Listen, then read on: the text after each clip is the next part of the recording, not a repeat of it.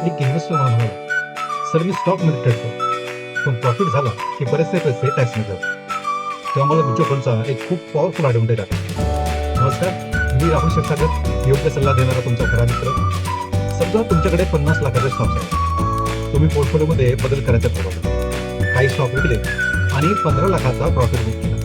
आता पुढे काय, एक सरळ गॅस. आज लॉंग टर्म कॅपिटल गेन सुमारे 12.5% आहे.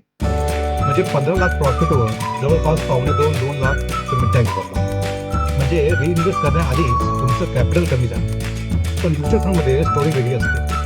फंड मॅनेजर आज ITCचा स्टॉक विकतो, उद्या HDFC बँक घेतो किंवा पोर्टफोलिओमध्ये कितीही चेंजेस करतो.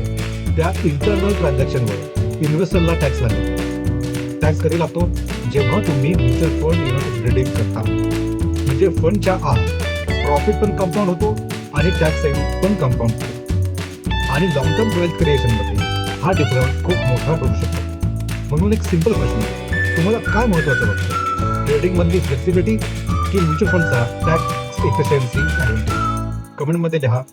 Mutual fund smart. अधिक माहितीसाठी खालील व्हॉट्सअप नंबरवर हाय लिहून पाठवा. मी तुम्हाला नक्की रिप्लाय करेन. धन्यवाद.